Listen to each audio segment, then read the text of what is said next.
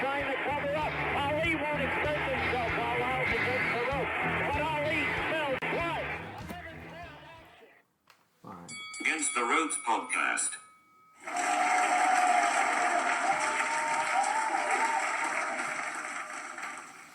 All right. What? Whoa. How did that happen? Bell won. Bell beat. Contra las cuerdas. Wow. All right. What's up, everybody? Welcome back to another episode of Against the Ropes. I am Gio Garcia. I'm alongside Christian. Vamos queda episode 79. 79. 79. We're back. A different setting, right? Yeah, different setting. You know, we got to stay indoors. It looks a little different here. Yeah, but, you know. The show continues, man. Mm-hmm. Gotta keep it going.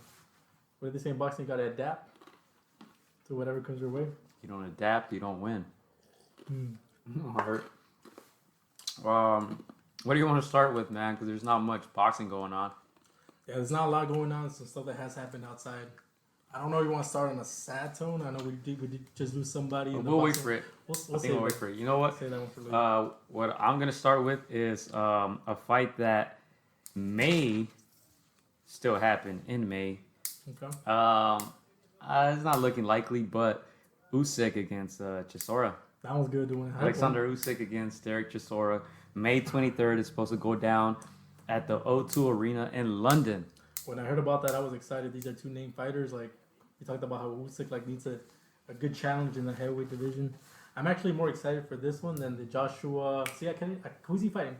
Pulev. See, another name, but I'm just more excited about Usyk and Chisora. Are you? Yeah, just because you know how Chisora is entertaining. He is entertaining. Yeah. He talks his shit. He's been around. He's got that experience, but man, he's a game fighter, and so against Usyk. Let me ask you this: percentage. How much chance do you think it's gonna happen? That this How happens? much chance are you giving it? A week ago, I would have said, 50-50. Now it's like, I think it's less. I think it's less than that now. Yeah, it's not looking likely. It's supposed to happen in London. We'll see what happens. London. But you know, Usyk only has one fight in the heavyweight division against Chaz Witherspoon, right? Yeah. Last year. So we haven't had the chance to see him in the heavyweight division, right? We've been asking for it, wanting it. All the boxing fans, they want to see how he's going to do at the heavyweight division. But for one reason or another, it gets postponed, injuries, things happen. One fight at heavyweight. So this one should be interesting. Just some quick facts about this one. Usyk 17-0, 13 knockouts. Chisora 32-9, 23 knockouts. You know, Chisora has fought against the best, basically, in the division. His first loss was to Tyson Fury, and way back in 2011. Which a lot of people don't really know unless they're a Brit, right? But he was in there with them.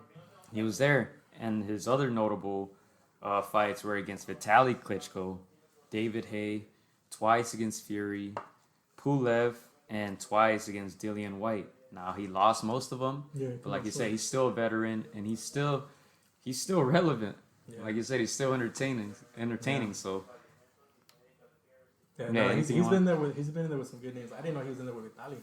That's all experience. That's all experience for him. And what makes it interesting for Usyk is like he's probably got more skills than all the heavyweights, but he's still an undersized heavyweight. He's a natural cruiserweight, so like we saw him against Witherspoon, a fighter that nobody knew who he was, but he was still getting tagged. And so like him with any top 10 heavyweight is interesting. Yeah, I mean he has good size. It's just we haven't seen him against these 250 pounders, right? Usyk is what 6'2", 6'3". So I don't think size is going to be too much of a difference, or too much of a factor. We just got to see it right before we believe it. Usyk did win his Olympic gold medal in London, actually, 2012, at the heavyweight division, right? But his career, he's been dominating at cruiserweight. Yeah. And I want to see him. I want to see him at heavyweight, but honestly, man, you said 50? That this fight happens? Yeah. I think it's less now. Less than 50. Man, I'm going to give it like... Percentage-wise. I'm going to give it like 10. 10% chance that it happens? It happens. May 23rd. Not that far away. But it's not looking like any public events will be happening anytime soon. Yeah. So we'll see. Hopefully it happens. Yeah. But we'll see. Yeah, like with this whole coronavirus, like I think 2 weeks ago we thought this, like at most, what NBA season, this is gonna be out for like what, a month and a half. But now it's looking like it's gonna be longer, and so. Yeah. Yeah. So that's boxing. I mean, that's all I got. I don't know. Do you have anything else? No, but just it's sad that, you know, a lot of these events are being postponed. You know, a lot of local fights. Shakur Stevenson, right? Stevenson, yeah. Canceled. Arnold Barboza, I'm assuming, canceled. Oh, you know which one I was looking forward to? Which one? The Monster. Oh, you know it, yeah. Yeah. That's gonna be postponed. Who knows until when? I'm saying boxing is gonna take this year off. Honestly, You think so? I don't see any big fights happening. There's been a lot of rumors. The Canelo, Billy Joe Saunders, Canelo Triple G, right, for the last half of the year, but I don't see it happening honestly at this rate. I mean, I hope you're wrong, because I hope this thing blows over. You know, obviously we got to give it the importance that it deserves. It is a serious issue, but yeah, I hope that we can get back to normality, you know, as soon as possible. Because it's definitely affected the world of sports. On another, I guess, boxing news, something in the boxing world. You were gonna start off with it, but I guess we'll just merge into that topic now. The Black Mamba. The Black Mamba. Roger Mayweather. He has died at 58 years of age. Right. The news broke out this week. Floyd confirmed it. So, yeah, man. So, this was a tough week for the Mayweathers. I'm sure you heard of the story. Floyd Mayweather's mother of his children also passed away. Yeah, we talked about it a little bit. You guys mentioned it last podcast. Yeah. So this was like a week, maybe I think it was 7 to 10 days difference. But yeah, Roger Mayweather, man, big loss. We knew that his health was declining. We no longer saw him in the spotlight or around. We knew his health was declining. I know our good boy Sims trained with him, and he told us about his declining health. Yeah. And so you kind of see this coming. We just didn't know when it was gonna happen. I mean, unless you're in that circle. Yeah. But yeah, this is really sad. This is a big blow to boxing, because Roger was an integral part of boxing. He was an integral part of Floyd Mayweather's success. Because as we all know, Floyd Sr. wasn't in the picture, so it was Uncle Roger who took over that fatherly role and that trainer role. And you know, and you saw that loyalty that Floyd showed even when Sr. came back. He's like, no, this is my trainer, this is my coach. And so it's a huge loss for the Mayweather family, a huge loss for the boxing family. Y'all gonna say Roger was a cool dude. He was funny. He was entertaining. Yeah. He has my favorite boxing quote of all time. What is it? You don't know shit about boxing. Most people don't know shit about boxing, right? Yeah. And he meant it when he said it. Yeah. You know, when there's a clip of when he said that phrase. You guys can find it on YouTube. I believe it's one of the 24/7s. Yeah. He had that famous wall, right? At his gym. He had that famous wall with all the past champions, all the legends of the sport, and he was straight up saying, like, most people can't even name all these guys on the wall, right? And that's when he said, most people don't know shit about boxing, right? But he was a student of the game, a historian of the game. Yeah. You know, I was going back listening to some of the clips from our podcast with his brother Jeff, and that's what he was talking about. You know, like, Roger is a historian of boxing. That's something I respect from Roger. When I saw that 24/7 clip, I think I was young, but it was nice to see how he respected the sport so much that he knew the history of it. You know who's who? Yeah, he would always say, like, "Oh, the best boxers come out of where? They come out of the Midwest, right? The Midwest." I remember thinking of like the Midwest. What is that Midwest? Because you think of like West, you think over here on the Pacific side, right? Yeah. But really, it is like that middle territory. Yeah. It kind of feels like the East Coast has that little chunk, and then it's like the whole. Yeah.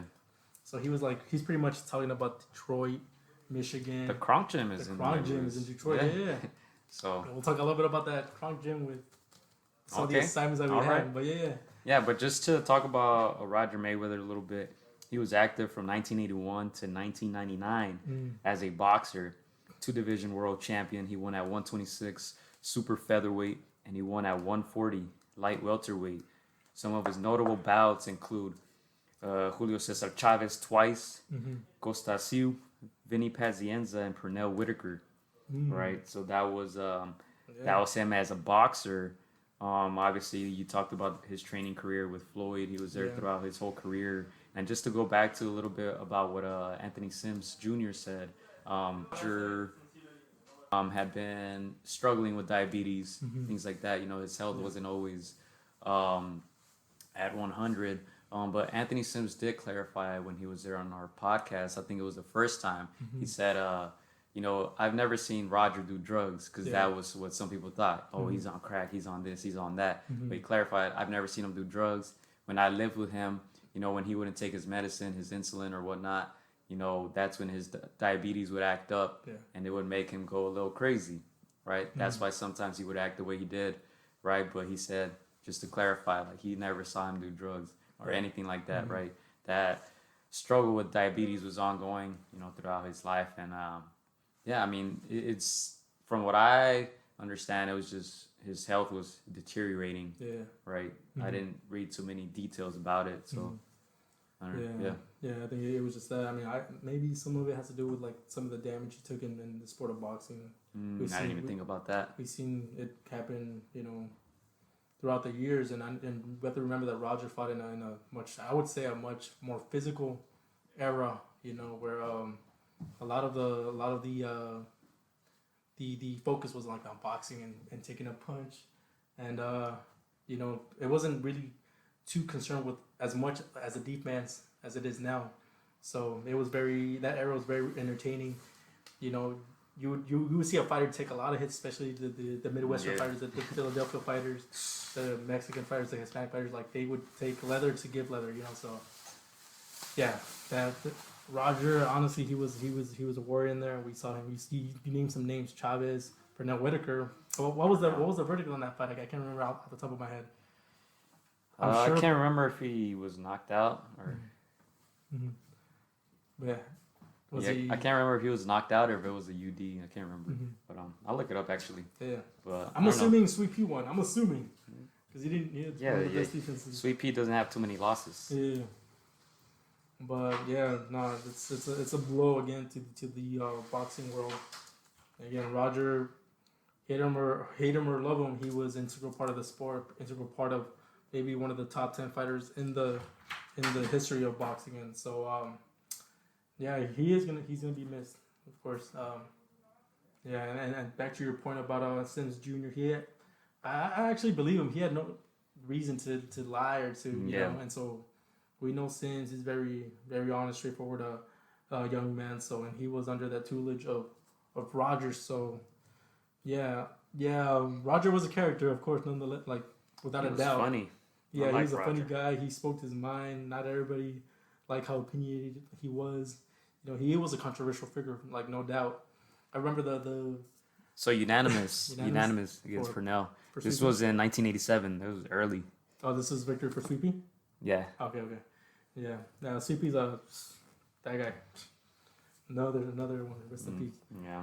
But that was Roger. I don't know. I don't have more to add to that. Yeah. Honestly, we hadn't seen him in a while. We hadn't heard of him in a while. So, but it was still a little shocking to hear. Yeah. I mean, again, like he was a controversial figure. He was no angel. He was like, you know, he wasn't.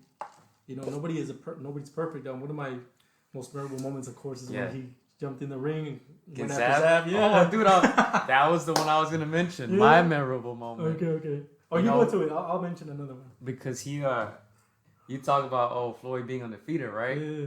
To me, that was his second loss. Oh, Floyd's?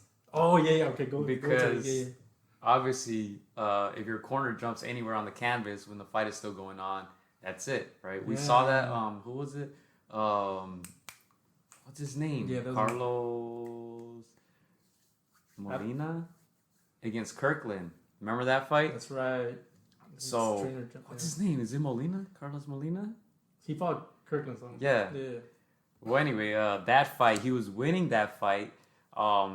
He was whooping on Kirkland, James Kirkland. Right. Yes. Yeah, that was and he was knocked down at the end of, it was like one of the middle rounds. He was knocked down at the end of the round. There was like 2 seconds left when he got up. His corner thought the round had ended, right? Yeah. So they jumped on the canvas, and then they realized, oh shoot, the round is not over. So they hop right Yeah, back off, and they disqualified him because of that, right? Yeah. So when you look back at that moment with Zab Judah and That Floyd was even Mayweather, literally, it was Leonard Ellerby who was in Floyd's corner at the time, and Roger.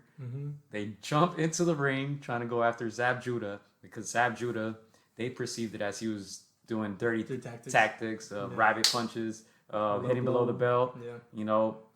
So there, when one of these point deductions happens, it was toward the end of the round, right? They hop in the ring and try to go after Judah.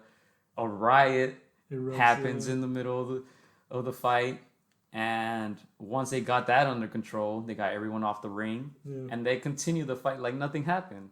Right? Like technically, that was supposed to be disqualification and Floyd's second loss. Damn. Obviously, that first one against Jose Luis Castillo, but yeah, that was pretty crazy, man. But it was entertaining nonetheless. Yeah, man. Oh man, Roger he was crazy, man. I remember he went. I think he went to the Nevada because he got his license suspended, and he had to go and like plead his case to see if he could get reinstated, and so he was just like giving every political right answer. But like as soon as he walked out, he's all like, you know how I am, like he's like I'm gonna try to follow the rule, but he's like, man, y'all know who I am. But yeah, that was Roger, man. That's Roger, man. I don't know. Do you have anything else to add on that? Ah, that's it, man.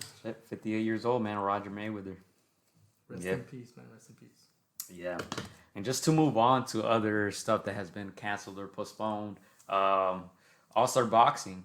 Yeah. All-Star Boxing, which was supposed to happen April 10, and then the following week as well, April 17. Yeah. That has since been postponed.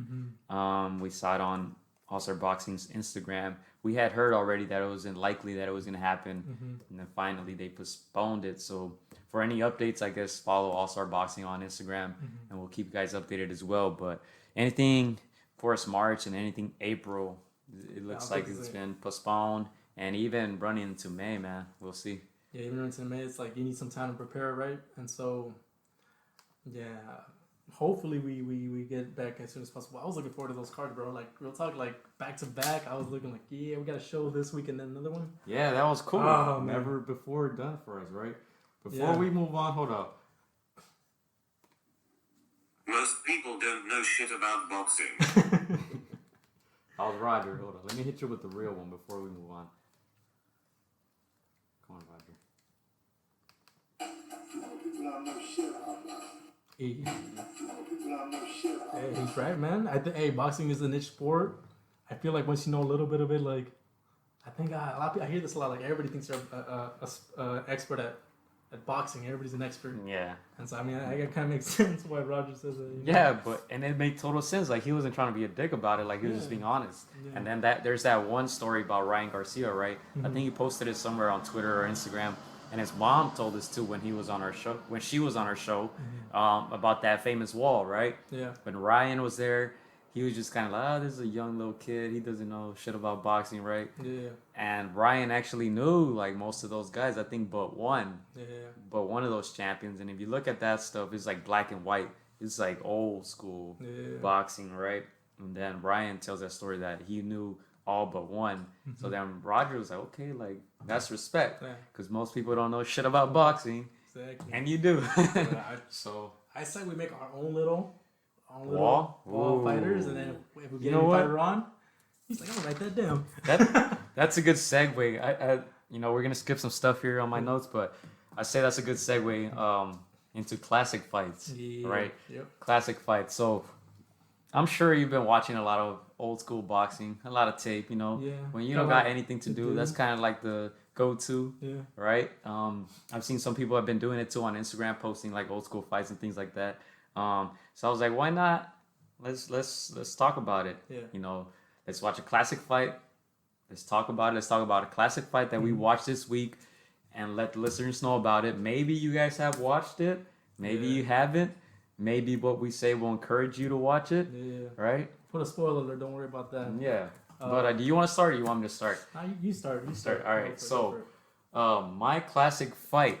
So, I watched this fight recently. I was telling you earlier, I don't know why I just I just got the urge to watch Finito Lopez, Ricardo Finito Lopez. I think I saw one of the recommended videos on the side on YouTube where he was with Juan Manuel Marquez and Julio Cesar Chavez, right, on that show on ESPN Deportes.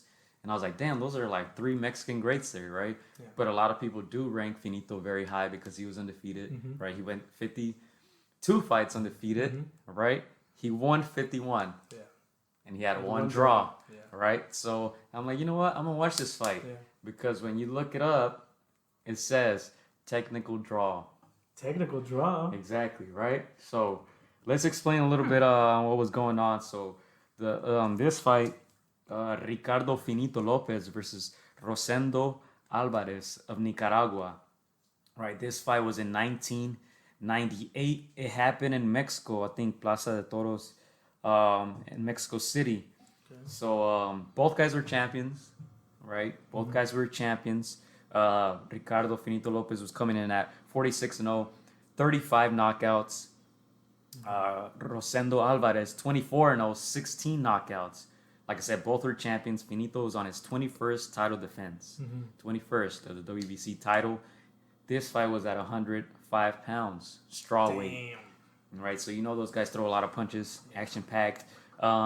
Finito, of course, had Nacho Beristain in his corner, right? Legend. You guys may know him from the Marquez fights, right? We saw him many times strategize against Pacquiao, you know. He was in the oldest corner for Pacquiao as well. Final fight. Wow. Yeah. I didn't even remember that. But yeah, that's Nacho Beristain.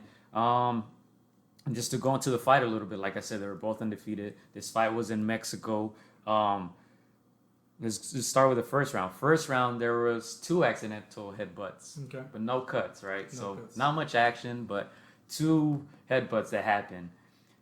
Fast forward to second round, Finito gets caught and knocked down for the first time in his career. Clean. He looked hurt, clean punch. Threw a lazy jab.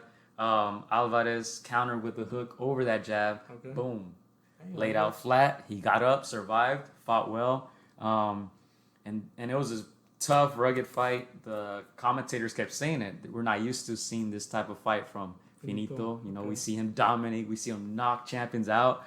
But in this fight, he was struggling a little bit. It was a tough, rugged fight, very close. Honestly, I wasn't scoring it. I didn't know how to score it. I just said, I'm going to just watch this fight, right? This, man. So, Rosendo Alvarez was looking a little stronger, right? I think both of them actually moved up in weight not too long after that. In the second fight, because they ran it back, I think Alvarez actually didn't make weight. So he was already ready to move up. But let's fast forward to 7th round. 7th round, there's an accidental headbutt. Finito Lopez takes a big cut on top of the right eye, right? Very interesting. At that time, in Mexico City, the fighter who does not get cut gets a point deducted. Accidental or not. That does not get cut gets a point. Wait, what? So a headbutt happens, right? Yeah. One guy gets cut, the other doesn't. Okay. The guy who doesn't get cut gets a point deducted. Oh. It's freaking weird. Okay. So, and the commentators are saying it straight up, like, he's going to get a point deducted because he's not cut. And Finito is, and the referee knew the rules. And he deducted a point. And the people in Mexico, they were upset. You know, even though it was Finito Lopez, you know, home, you know, Mexico, he was fighting against a Nicaraguense. They were upset. They were throwing stuff into the ring, little stuff like snacks. They were doing this since the first headbutt because in the first round, if you watch that fight, one of the commentators was like, because there was a pause in action, the referee, he said, kind of said like, oh, timeout. And then he threw something to the side of the ring. And then the commentators were like, whoa, the referee just threw a pretzel like our way. I guess people are just throwing whatever they found into the ring. So they're throwing stuff into the ring. Why? I don't know, because it's Mexico. But they continue to fight. They continue to fight like nothing was happening, right? That was the 7th round. So very close fight. Alvarez already had that 10-8 round, right, from the previous rounds, from the second round. And now he gets deducted a point because he wasn't cut, right? Yeah. Those were the rules. I don't know. This is 1998 in Mexico City. So they finished the round. Going to the 8, before starting the round, the referee tells doctors to come look at it, and they're like, "We're gonna stop it. Cut doesn't look good." Nacho Beristain was very upset. He was cursing. He was like, "Sí, hijo de su." La cabeza. Yeah, it was hilarious. It was like your typical Mexican father, very upset, and they were gonna stop the fight. So Nacho was upset, but he's like, "You know what? Hey, we're up in the scorecards. If we go to the scorecards, we're gonna win." So yeah, they were like, "We're gonna stop this. He can't go with this cut." So how bad was it? Was it? Well, I would be able to give you a better answer, but this was like a low quality video. Okay. So it was right on top of the eye though, so it was bad. It was bad. But we've seen worse, but they stopped it. I don't know, their call. I wasn't too mad at that, but they stopped it. And then Jimmy Lennon Jr., who was the ring announcer, is going to read the scorecards, and there was a lot of tension in that building. So I'm going to just go ahead and read the scorecards as he read it. First one, 67-64 for Finito Lopez. Okay. Second one, 68-63 for Rosendo Alvarez. Wider gap, right? And of course, the third judge there, 66-66, technical draw. Oh, and that was his only draw of his career, his only non-victory in his whole career, 52 fights, Finito Lopez. Like we said, he finished undefeated, but that was a technical draw in that fight. He finished his career 51-0, one draw, 38 knockouts. So, based on that cut, that saved him, right? Because his opponent got deducted 1 point. Mm-hmm. Damn. Yeah. So that's what turned the tides, because he had gotten knocked down. And then they ran it back after that. Second fight was a split decision win by Finito Lopez. So, I mean, 2 tough fights for Finito, but if you've never seen that fight, the first one against Rosendo Alvarez, the guy from Nicaragua, that was it, man. Very interesting turn of events throughout the whole fight. And that's how he got his first and only draw of his career. Yeah, it's crazy. He's 98. That wasn't too far removed. I remember hearing about Finito Lopez from my dad, and obviously the biggest highlight was Chavez. You know, when Chavez overshadows every other Mexican fighter. So I remember hearing about Finito. So I'm thinking, like, oh, he's playing from the 80s. I'm sure he did have a lot of his career in the 80s, but like 98, wow. So he kept fighting till much later. Yeah, I never realized he was so small. 105 pounds, straw weight. Yeah, that's right. Yeah, that's crazy. Yeah. But you know, just from watching him, you could see the technique. Yeah. He reminded me of all the Mexican greats put into one. Yeah. He had the counter punching of Juan Manuel Marquez. He had the heart of Julio Cesar Chavez. Right. He was crisp with his punches. He looked like Eric Morales at times, and just a very good fighter. But that was the one draw. Very crazy. Scorecards were crazy. The outcome was crazy. Technical draw. Right. And even the second fight, split decision win for Finito. So that was that. That was my classic fight, man. Nice, man. Yeah, crazy. Like, I'll definitely check that one. I haven't seen that one. I've seen a couple of his sites. I haven't seen that one, but Finito. I mean, you don't get that nickname just cause Finito. Yeah, and I've seen some boxers nowadays use it. All right, and I'm just like, I wonder if they know that this is one of the all-time Mexican greats. Right, and like you said, he kind of gets overshadowed by Chavez, right? Even I haven't watched too much tape on Finito, right? And that's why I was like, you know what, I got to start watching him more, because he's highly rated among the Mexicans, obviously, and undefeated, 51-0. Yeah, you don't see that very often. Not even Chavez, Senior, undefeated, right? And so we know that there's always like these pretty good elite fighters that those weight classes, they just don't get that same love, you know, 105. So I gotta check that out, man. Again, sometimes you get some of the best fights like at these lower weight classes, just because these guys, you know, have so much stamina. Yeah. You know, they're fast. Dude, honestly, I'm gonna check more of his fights out. So thank you for that, Gio.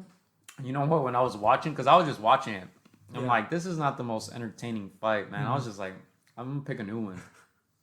But then some crazy stuff. Seemed like every round something crazy would just happen. Yeah.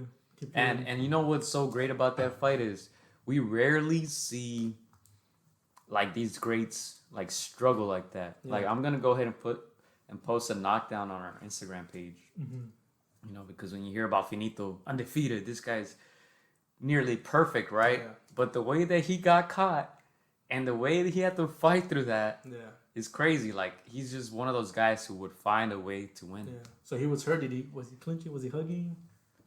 If you see that punch, and I'll probably put it in this video, you're like, damn, he's got to be hurt. But he got up and just fought it off. Oh, okay. Fought it off. And Nacho in his corner was like, que no te pegue ese cabrón. Like, ¿qué está pasando? Like, you're not focused, this and that, you know. Typical Nacho Beristain, but it's crazy. Funny. That's funny. Yeah, we can, that was my classic fight. We can move on to yours, man, because I'm curious to see what you're watching nowadays. Yeah. So my fight, I've heard about this fight. Shout out to Stacks from Supreme Boxing. He put a list because he's also watching classic fights. Okay. So I was like, I saw the name of this fight, and I was like, I've been wanting to see this fight for a minute, and I'm so glad I haven't seen this fight because sometimes like you've seen so many fights, you already know the outcome. This one I was like, I haven't seen the outcome. I don't want to go on box rec. I want to be kind of surprised to see who wins. So that was the same with me when I was like technical draw. I'm going to go on this. I don't want to read more about it. I want to see what happened in that technical draw. Yeah, so go ahead. So I was, and this it wasn't just a fight. That's how it took me down another rabbit. We'll talk more about that. But yeah, the fight was Gerald McClellan against Nigel Benn. So Gerald is an American. This is in the super middleweight division. Nigel Benn is British. Okay. And I already know how you feel about the British, right? The Brits, the modern British. The modern. What British. Year is this? Cause this is February 25th, 1995. Okay, see, pretty recent. I don't think I've heard of these names. Yeah. So this is in the London Arena in London, and this is for Nigel Benn's WBC super middleweight title. So Nigel Benn, although he was the title holder, he was a 3-1 underdog. So Gerald, the American, was a 3-1 favorite. His record was 31-2-0, 29 knockouts.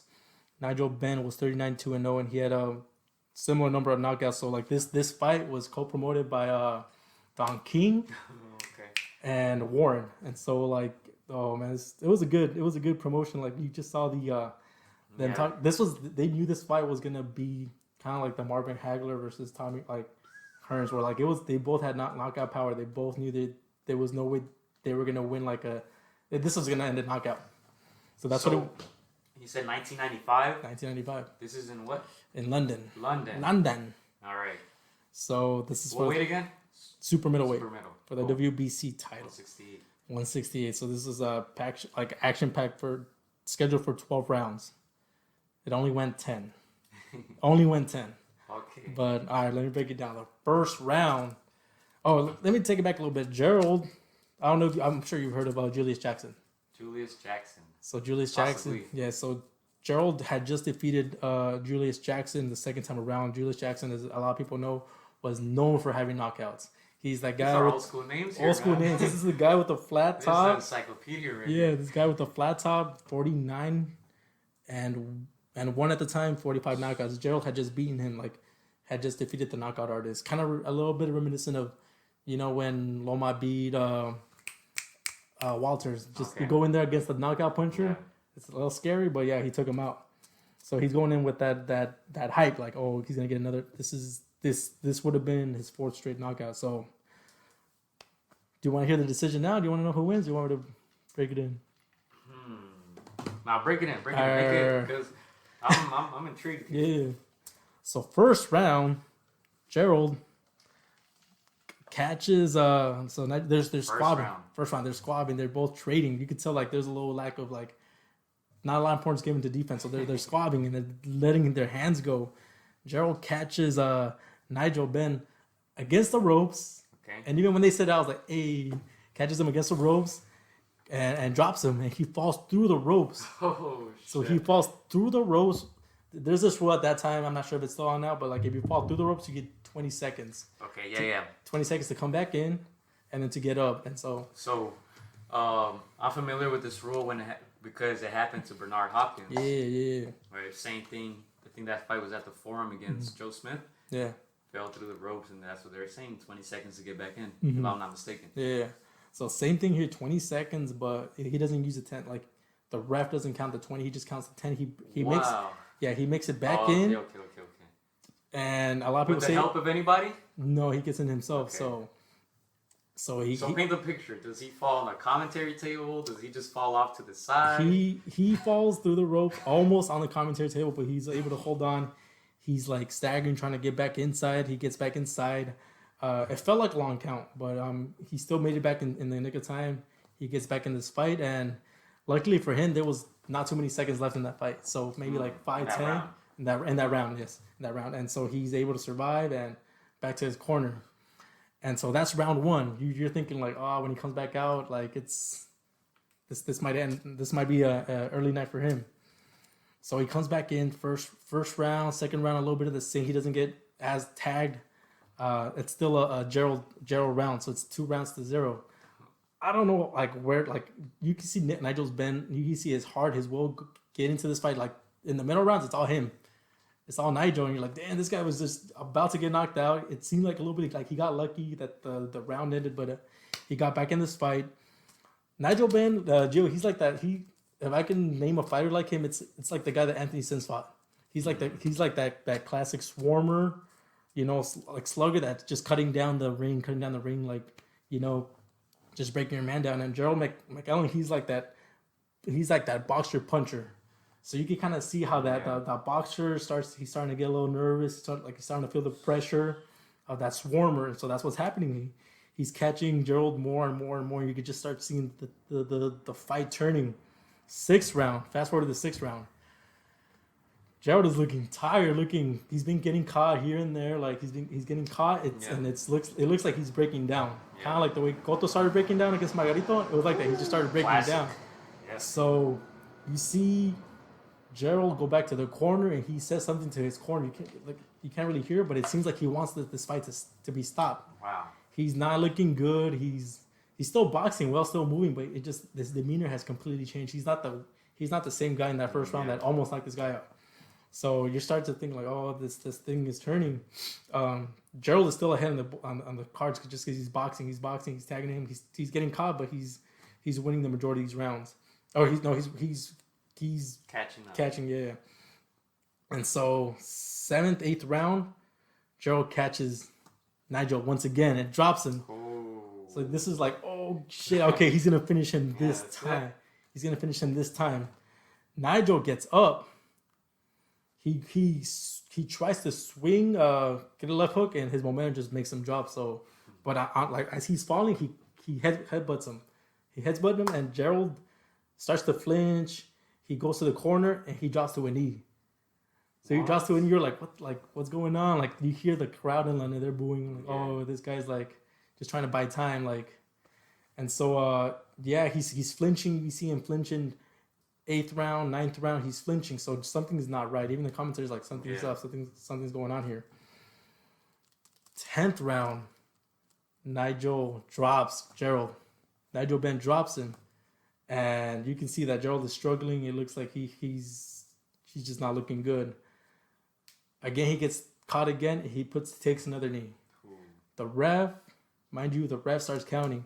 1, 2, 3. You start thinking like he's gonna start to get up. 5, 6, 7. He's not getting up. He looks like he doesn't want to continue. 7, 8, 9, 10. Wow. Calls off the fight. There's a guy. This is the guy that knocked down his opponent twice. Yeah. Was this due to that headbutt or? It was a accumulation of punches in the middle rounds plus the headbutt. You could tell like after that headbutt, it was like. Because I forgot to add too. In that first round with Finito, I mentioned 2 headbutts, right? Yeah. So these little headbutts were happening, but when he got knocked down, they were saying it was probably still because of the headbutt. Yeah. Like now that you mentioned that, like seeing this fight, like those headbutts, these boxers are taking like punches to the head. It's just this accumulation of trauma. So like a headbutt added to that, it just makes things worse. And you could just see that he wasn't good. And the thing is, like, have you ever been headbutted in the head? That shit hurts. Like playing soccer? That shit hurts, At the time, you're just like, I'm good. Yeah. But then 10 seconds pass, 20 seconds pass, 30 seconds pass, and you're like, oh shit, I'm kind of dizzy. Oh, shit. Like, I'm not as good as I thought I was. Yeah. Dude, the first time I went for a header and like, dude, someone like hit me with their head and that shit, I was like, that shit hurts. That ring bell? Yeah, I was like, oh, that shit hurt. And then like just like you said, 20 seconds later, I was like, I don't feel so good. I'm gonna sit down over here for a little bit. Yeah. Dude, I've had like 2 or 3 where I just keep playing like nothing is happening. Yeah. And the next day you wake up with a headache and you're like, maybe I wasn't Yeah. as good as I thought. Yeah. Maybe I was being a little tougher than I should have been. Right? You wake up with a Dude. headache and you're just like, oh shit. Dude, I remember getting mad at the other players, like a pendeja, cabecea, cabrón. Like, dude, I was mad. One time I ran into my own teammate. Oh, We were just savage, just going after the ball. And boom. yeah. And I was like, I'm good. And I keep walking and I'm like, I'll take a knee. Nah, I'm not good. Yeah, no, those headbutts are no joke. And so, like, back to the fight, it's obviously the commentators are like saying, like, you know, he quit. This guy quit. He didn't want to continue. And so, like, that's pretty much like I think that's one of those things that, like, in real time people just say, like, if someone like decides to opt out, you're gonna throw that. Because even that's my reaction right now. Like, yeah, damn, right. Really? Like, man. Yeah. So in real, you don't know what he's feeling. Exactly. In real time, you know that he was winning this fight. He had those 2 knockdowns, but I guess he couldn't, you know, make it to the finish line. So in real time, the commentators are like, oh, he quit, and in real time, he's like, shit, he did. He stopped. Yeah. He didn't want to get up. Towards the end of the fight, dude, you see Gerald go back to his corner. You see his coach spray water on his head, and he just collapses. Wow. So he collapses. They bring the stretcher, and he's in the corner. Nigel Benn is celebrating. Again, this is a very, like, violence-fueled promotion. These guys really wanted to, like, you know, like, they promised a knockout, and that's what they were going for, and that's what you saw throughout the whole fight. It was just action-packed. Again, I mentioned this before, like, they don't make them how they used to make, and these guys really were on the offense, both of them. A lot of leather traded by both fighters. Not a lot of sides. It was just, you know, comportant action, and so yeah, he gets taken out of the stretcher. Something I noticed was, like, the front row was very close to the ring, like the NBA game. Yeah, dude, everything was very close. So, like, that kind of upset me a little bit because they were having trouble getting out of the ring, getting out. You know, you heard his corner like, hey, everybody get out of the way. It was just too close. And so, yeah, he got taken out of the stretcher. He actually succumbed to a coma after the fight. Wow. 2 weeks in a coma. Gerald was in, and dude, he was forced to retire. So this is what took me to another rabbit hole. I was like, well, I want to know what happened afterwards. Yeah. Oh, okay. Yeah, so he was in a induced coma for 2 weeks. He actually had to retire after that fight. That was his last fight. Now, Gerald is blind. He lost a lot of memory, so he doesn't remember a whole lot. He's being taken care of by his sister Lisa, but yeah, he doesn't remember much. He remembers he was a champion. He remembers, like, he doesn't remember the fight. He doesn't remember. He remembers Nigel, but he doesn't remember a whole lot. But yeah, this is why I told you, I was like, dude, I just found a Melody Taylor-esque type of story, and it's sad because you see Meldrick, you see Gerald's highlights. This guy can box, but, like, this guy he was up there touted, like, right there with Roy Jones. I think Roy and him, like, never fought in the amateurs. They were just trying to, you know, because they were just that good. They didn't want to mix it up until. But yeah, this guy was very talented boxer, puncher, great natural, like, power, great skills, and dude, it's just like one of those unfortunate freak accidents. There was a lot of controversy after the fight. The referee in attendance this was actually his second title fight. He had a lot of slack because a lot of people say he didn't stop the fight. He could have stopped the fight. There was controversy on the coach's side, like, it wasn't his job. Why didn't you guys stop it? On the referee side, dude, he was French. He didn't speak English. He didn't speak English. Yeah. So they, dude, imagine. So they interviewed him like, don't you think it's weird you don't speak English? Like, this is a big fight. Like, that's why a lot of people, like, kind of, like, put some of the blame on you. He defended himself. He's all like he said, like, it's universal when boxing. I don't need to know English. And he says some signs, like, he knows. He's like, a break is a break. People understand what breaks are. Like, people know, like, certain, like, universal signals. He's not like, but yeah, he got a lot of slack for that. Whenever we talked about Detroit, he actually Gerald actually trained out of the Kronk gym. He was trained by Emmanuel Stewart, and for this fight, they had a bit of a fallout where he didn't take Emmanuel, and so he took another coach, and that coach got a lot of slack for not stopping the fight in the 6th round, where Gerald told him, like, I'm not feeling good. I want to stop. Wow. and they interviewed Emmanuel Stewart, and after this, and he went on record saying like, you know what, if I was there, this tragedy wouldn't have happened. And you see Emmanuel Stewart getting teary eyed, like, because that was his fighter, you know, just some fallout happened, and yeah, they weren't able to, you know, reconcile that. But yeah, dude, this fight was crazy good. It was tragic. It shows like the beauty and the you know, the brutality of boxing. Like I see if people see that boxing match, like this is what boxing like is, like action, you know, but at the same time you see the toll that it has outside the ring. So yeah, fast forward to 2007, Ben and Gerald, he brought Gerald because he's not in a wheelchair. He did a fundraiser for him in London. You see Gerald like telling, oh, is this London? I'm back in London. This is where I won my title, right? And his sister's like, yeah, you were a champion, you know, like you never lost that fight, like. But yeah, it's a crazy story, bittersweet. But yeah, I had heard a lot about that fight. I'm so glad I saw that fight. I recommend it, bro. Like, that shit was action packed. It was brutal. And so let me ask you about that last punch when he got knocked down. Did it look brutal? The last punch where he got, the first one, the second one, still, like, any punch at that moment. Well, you said he took a knee, right? He took a knee. Second one. So the first one was bad. Yeah. Yeah. Yeah. Like, I think on both of them he took a knee. Yeah. On both of them he took a knee, but it was crazy. It's crazy sport of boxing. Great fight. Recommend it.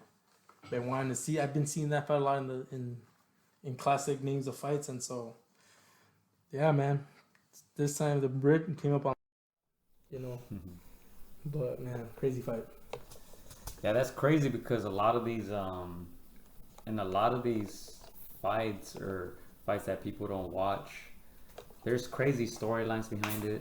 There's crazy storylines after these fights, right? That people don't know about. So, I mean, it's crazy. Boxing is, it's not like any other sport, man. Yeah. Like, you literally go into battle, you go into war, and who knows what's gonna happen there? Who knows? Yeah. And have you seen Marvin Hagler, Tommy Hearns, right? Yeah. That was like that brutal, but it was extended to 10 rounds. So you look back at that Tommy Hearns versus Marvin Hagler, that one only lasted 3 rounds. Tommy Hearns got, blown out in the 3rd round after him, giving just as much as he took. And in a way, that was a little bit of a blessing in disguise for Tommy, because imagine that fight keeps going, dude. He's gonna keep taking leather. That could have really severe effects. And we see Tommy, he's, like he was able to live his, his life, like he still has some of his faculties. Man. So you can't say the same about a lot of fighters. So yeah, classic fight, 1995, 90s. It's one of the golden ages of boxing, man. Yeah. People talk about the 80s, right? A lot. But 90s had its own. Like guys like Tyson and Julio Cesar Chavez, fought in the 90s as well. Yeah. They probably had their best fights in the 90s. So, man, that's crazy. That's definitely one I gotta check out. Yeah. Because I never heard of this fight, actually. Yeah, that's the thing. Sometimes like it's like the ones that don't get the most attention, like they're gems. This is one of them, sadly. And that's tragic. That's the thing. Like I said, there's so many storylines behind these fights. Like unless you watch the fights back then, or unless you do deep research, you would never know about these storylines. Never. That's the crazy part about it. And people's lives were affected by this fight, right? So it's crazy. Yeah. Stories that people will never know about, but that they happen. Yeah. Any other fight that you want to take a look into next week? Any other fights? Or one that you recommend for me, and I'll recommend one for you. Oh, man, dude. I used to watch a lot of old school fights. I haven't been doing it lately. I wouldn't know. I've been hearing a lot about the Lewis against Holyfield. Okay. I don't know if 1 or 2. I think 2 might be it. I think that's one of the ones I'm going to check out. Okay. I don't know. Which ones are you thinking about? I really want to go back and see the Aaron Pryor versus Alexis Arguello. Like I said, Whale was one of those also. He was technically sound. He was a gentleman outside the sport. So there's some controversy there too. I don't remember about the bottle. Do you remember that? No. So Aaron Pryor was coached by Panama Lewis, who we know he was in that corner for that Luis Resto with the the original plaster of Paris in his gloves. Yeah. So, yeah. Before Margarito did it in the modern age. Okay, I think I know what you're talking about now. The bottle. So the bottle is when you like, give me that other bottle. So I want to look into that fight. Because cheating ain't cool, man. Cheating is. You can cheat in baseball, hit more homers. You can cheat in any other sport. The sign, right? Yeah. But that's the thing about boxing. Like there's a lot of rules in place that people don't notice. Like water bottles, you can only drink out of a certain water bottle. Yeah.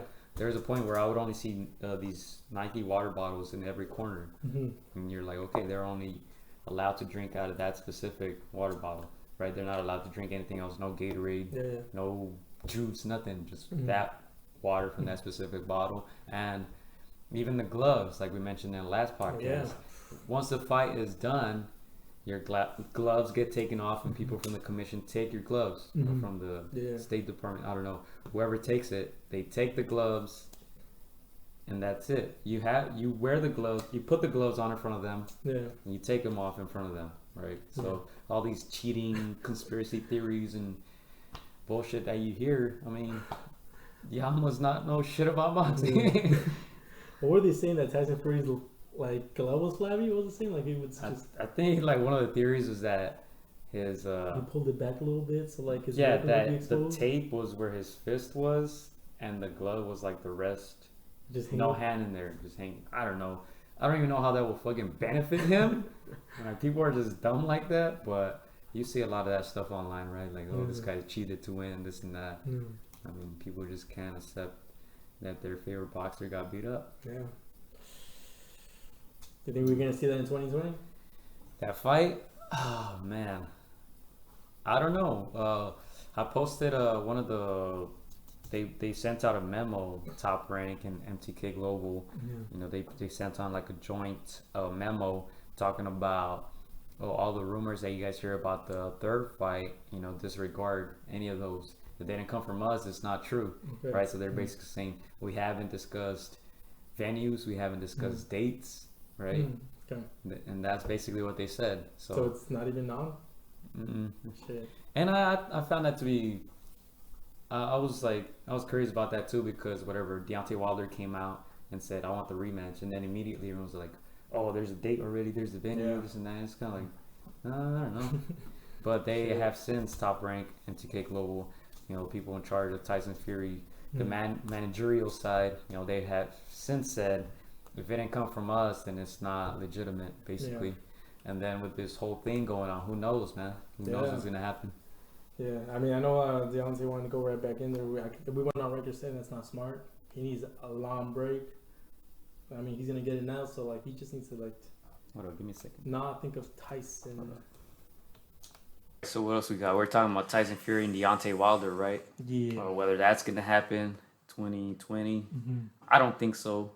Like I said, Top Rank and MTK Global, they put out a joint statement saying, you know, if the news didn't come from us, then it's not legitimate. Basically saying we haven't negotiated dates or venues or anything like that. So all the rumors that we have heard apparently aren't true. So man, we'll see, dude. Like I said, I don't think we're getting any big fights in 2020, but hopefully I'm wrong. Again, I mean, there's some things bigger than boxing, so right now that's a priority to get over this, and then, Talking about that, has your life changed at all since this whole crisis, pandemic, whatever?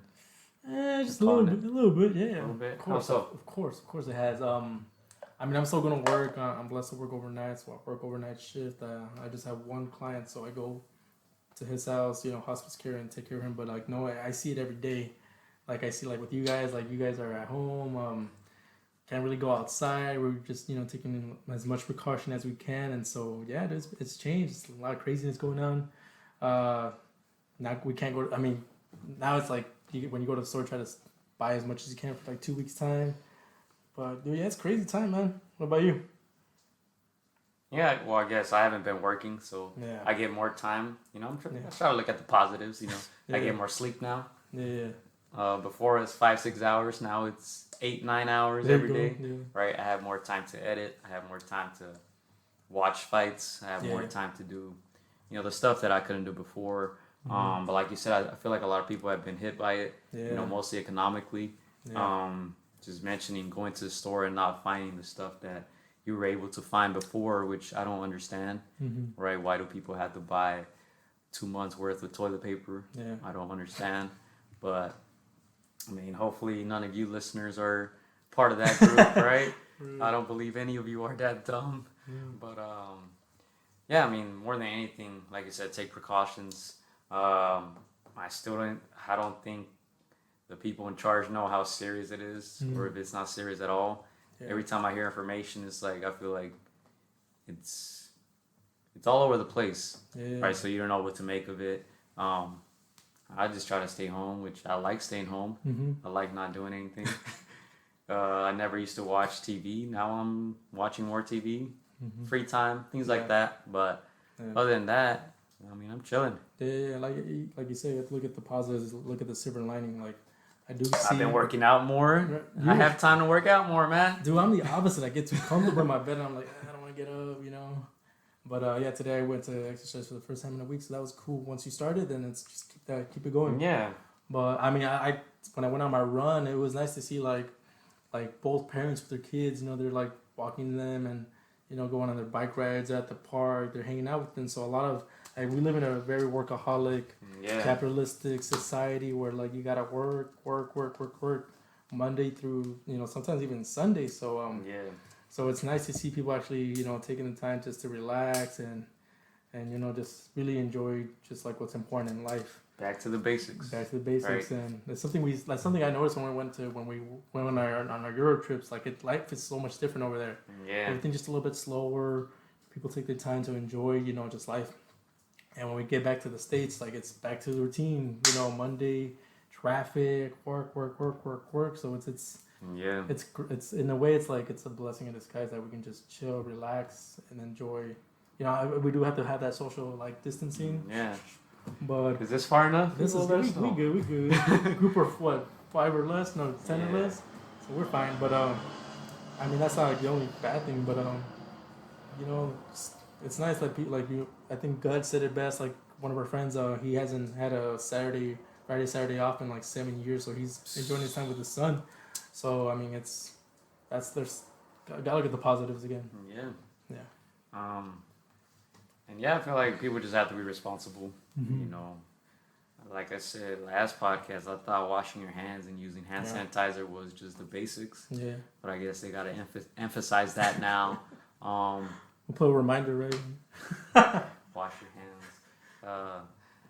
But yeah, man, I hopefully we get through this, soon. It doesn't seem like that from what I see, but definitely people have been hit economically. That's the toughest part. I don't know anybody who's gotten sick other than the people on TV, right? Yeah. And going back to that, you mentioned the NBA earlier. Yeah. Rudy Gobert got diagnosed March 11th, and the NBA has been suspended since then. And since then, a lot of people have gotten it. His teammate Donovan Mitchell, Kevin Durant, probably the biggest name thus far in the NBA, who's gotten it in the football world, soccer. Obviously Italy has been hit.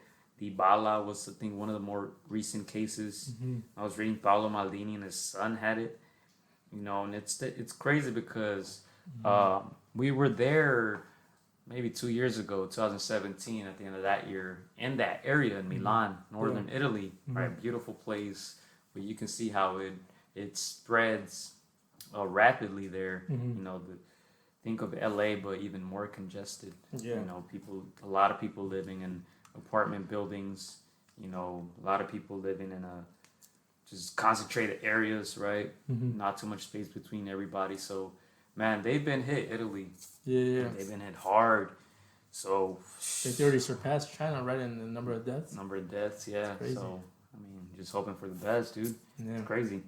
I know San Francisco's on lockdown. It's a similar situation where like everything's condensed. Obviously, not as bad as Italy, you know, with the cases, but yeah, it's very condensed.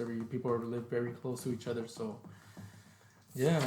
We'll be all right. Rudy Gobert 11th has been 11 days, and I think I heard that it takes about 14 days for it to. You have to be like on to feel the symptoms or something like that. Yeah. But I mean, hopefully, hopefully this passes over soon. I mean, most people we go outside and there's some people, but not a whole lot of cars. Yeah.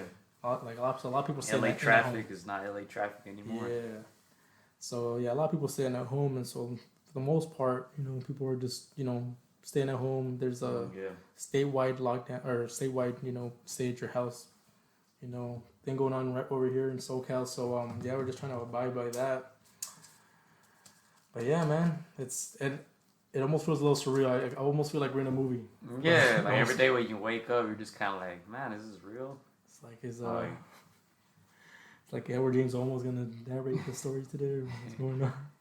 Yeah, but I think I read a quote. I forgot how it goes, but it says something like the tough times you prepare for yesterday or today. Yeah. Right.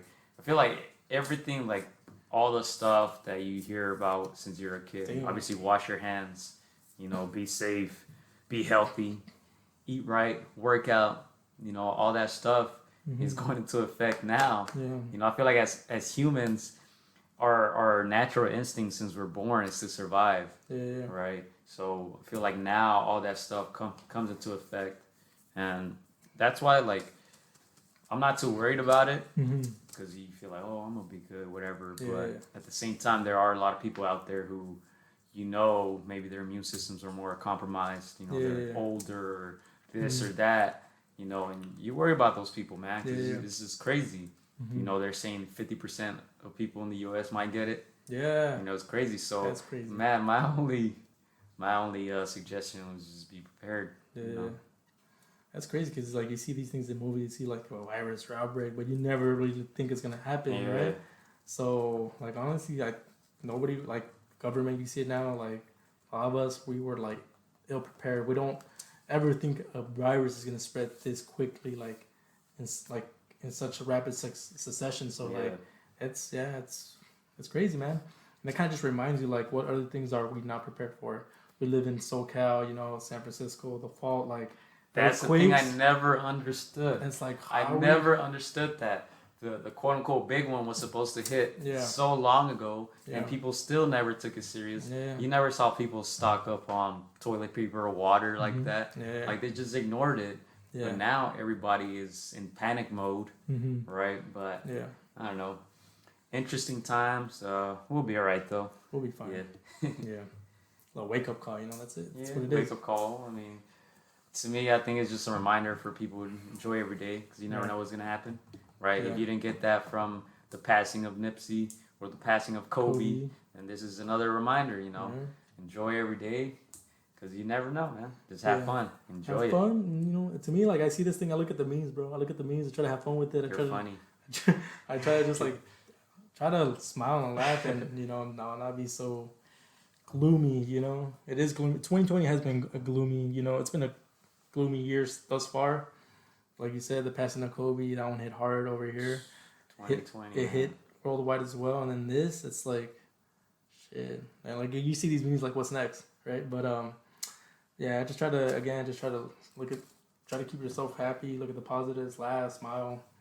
Just enjoy life at the end, because again, like you said, it's no day is promised. So yeah. True that. Anything you've been watching? I've been watching a lot of some Netflix here and there. Again, I made some classic fights. What do you watch on Netflix? What I've been watching on Netflix? Narcos Mexico? Narcos. You watched it? No, I haven't watched it. I heard it was good. Yeah, I heard that one's good. I'm still stuck in the Colombia though. That one's the best one. Oh yeah? Yeah. Seen on the block. Coming of age show. Yeah. No, not a whole lot. I'm just mostly some classic fights here and there. What about you? Yeah, I've been watching Against the Ropes podcast.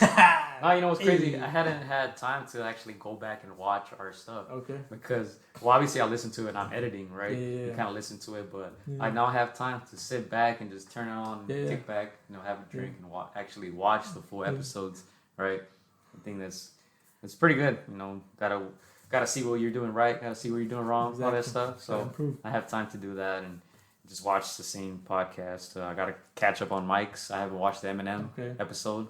I saw it had a lot of views. I saw today 3.4 million compared to some of the other ones. I think Damian Lillard's had like 80,000. Other people were on it and it didn't have that many views, but this one 3.4. So I gotta catch that. It's two heavyweights, man. Eminem. It's funny because I think Mike told him like, oh, like I think Eminem's like you're like a god to me, like he just, and then Mike is like you're no chopped liver either, you know, like you're a big deal. Yeah. Some mutual respect there. Mike is something else. So Mike can have anybody on that show that he wants. He can have the Pope on that show if he wanted to. Yeah. Just like he's a knowledgeable person, dude. Like when I started watching that show, I was just like impressed. Yeah. I was like, damn, this guy knows everything. Like this guy knows about any topic, and if he doesn't know, he'll ask questions. Yeah. You know, it's crazy. Yeah, Mike is for sure another character, man. Yeah. Definitely another character. Goat. Yeah, that's all I got, man, on my notes, dude. Yeah, anything else you got? I think that's it, man. Just could say is like stay safe. Yeah. Take the proper precautions, man. You know, hopefully we hope some of you get your mind off this stuff because we know that it's all over the place. You go on Instagram, on Facebook, it's all over it. Yeah. That you watch TV, it's all over that as well. Mm-hmm. So, you know, I feel like that creates even more stress for you know, people you know, trying to get a distraction from all that stuff. So we got to try to make this a weekly thing, man. Yeah. Or even twice a week. We'll see. We'll try to fill stuff in, dude. We'll have some topics and stuff like that we haven't done before. But, you know, the classic fights is one of them. You know, we'll keep watching the classic fights and the other developments going on. Some controversies, maybe. Stuff that happened in the past. And just there's a lot of stuff in boxing that people may not know about. Yeah. You know, that's my favorite quote, man. Most people don't know shit about boxing. Because just when you thought you know, I had never heard about your fight. Yeah. I'm like, damn, I don't know shit about boxing. Man. So, yeah. What's that? Any other last shout-outs you want to give before we get out of here? Just shout out to all, like, this is a boxing podcast. Shout out to all the boxers. You know, a lot of their fights have been postponed. You know, they work day in and day out. You know, they're fighting for their families, for their dreams. You know, so you know, just a shout out to all you guys. Just keep grinding, keep training. Again, a lot of people don't see the work that gets done until you guys make it to the lights. But you know, it's the same thing. You just keep working, keep grinding, and this is gonna pass over, and we will be at many of your guys' fights. So, yeah. If you can make it through the night, there's a brighter day. Hey. Tupac Shakur. I think that's it for us, right? That's it. Yeah. Make sure you guys are subscribed to the YouTube channel. Make sure you guys are following us at againstdaropes on all your favorite social network platforms. Instagram, Twitter, Facebook, all that good stuff. We'll be back soon. Stay safe and wash them hands. Protect yourself at all times. All right, we out.